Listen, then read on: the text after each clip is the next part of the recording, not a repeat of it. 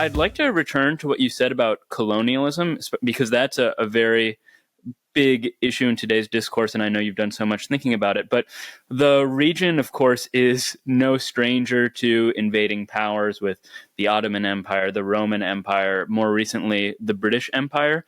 But one of these historically minded assessments of the situation is that the region historically belonged to the Jews, and they are simply returning there.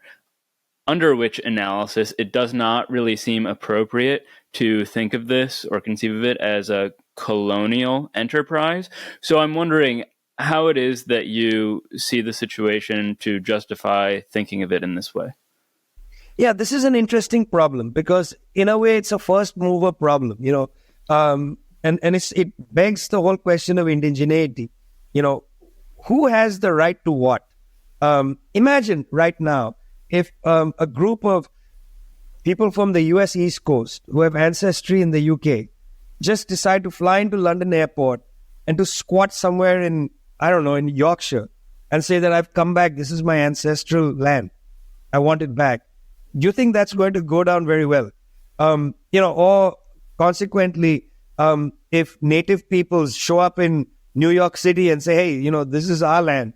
So we are now claiming everything from Central Park down to the edge of the island because this used to be my ancestral area, hunting grounds and burial grounds. I mean, they would all be shot. Okay. So we have to be cautious about a bill or rather a document, land deed given by ancient history. We have to be very careful about that because if that's going to apply to Palestine, it should apply to other places, and we get into trouble. Yeah, because this opens a really interesting premise because why should it only apply to Palestine?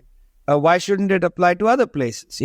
I should have the right then to show up in northern, Pakistan now and claim some part of territory where I've never been.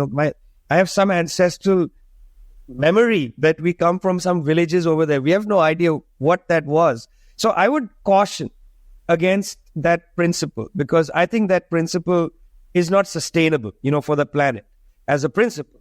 Now, there is nothing inappropriate about people saying, look, we want to live in that area.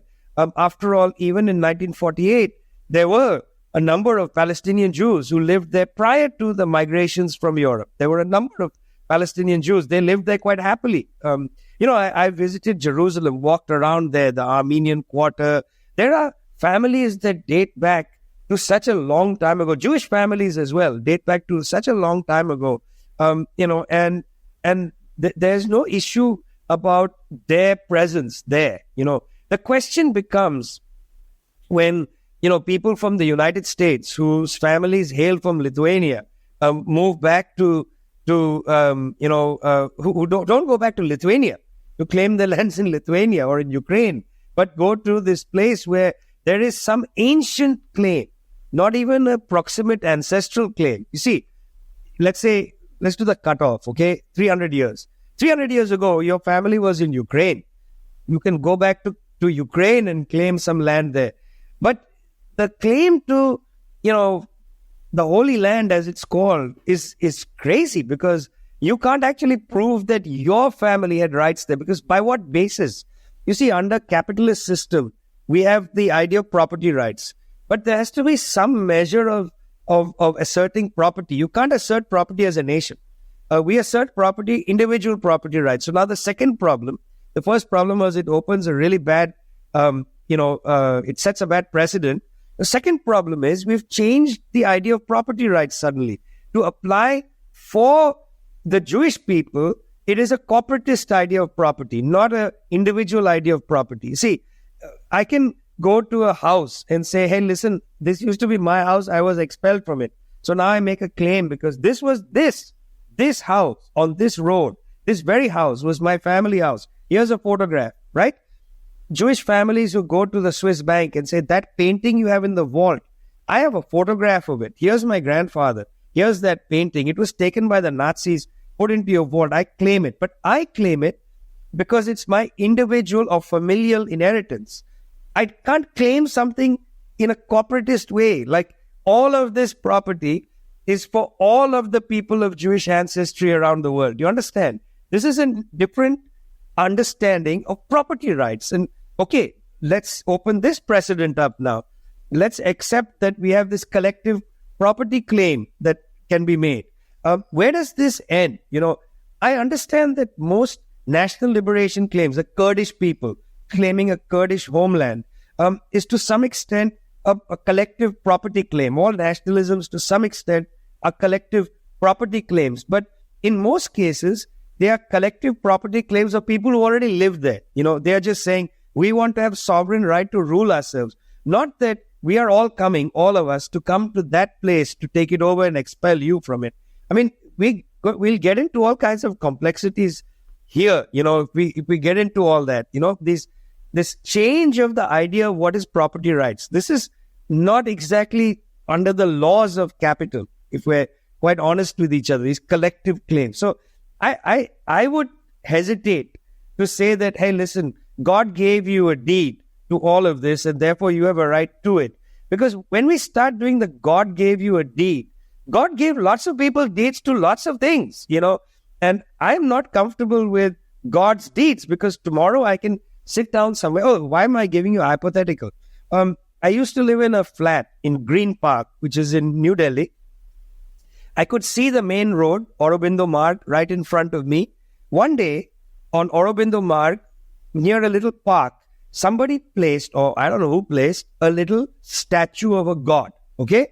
That was placed there. Nobody said a thing about it. This is a common thing in India.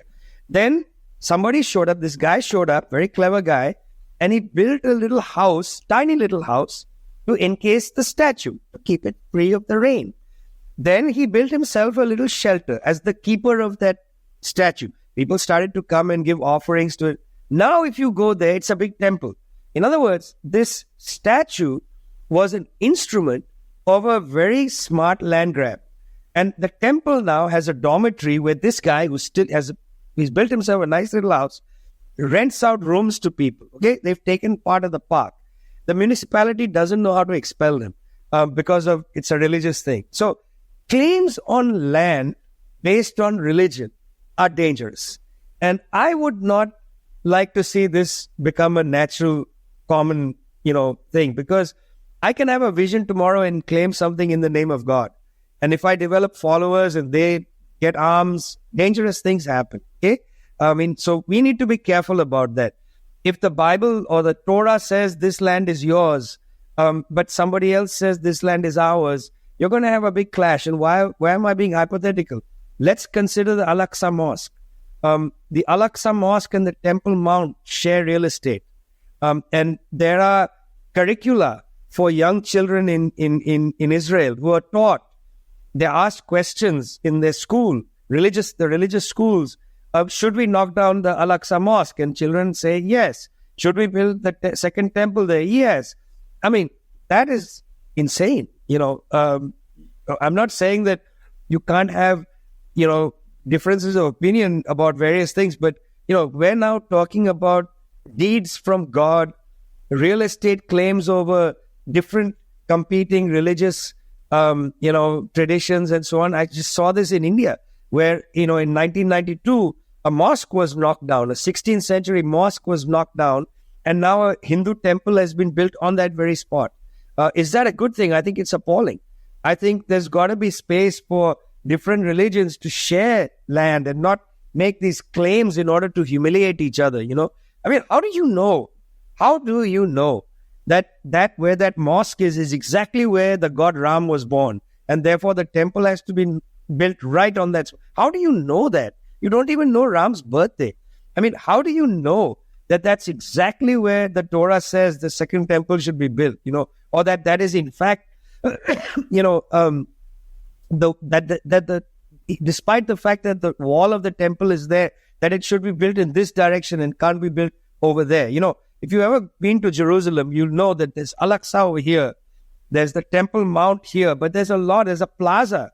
Build the second temple on that plaza if you need to. Why do you have to say, let's knock down the temple? And that overlapping claim is precisely what maintains these conflicts over and over again, saying that, for instance, God gave us the deed to this. Therefore, people who used to live here have to be expelled. That's an overlapping claim on territory. Why not learn to live side by side? Isn't that also possible?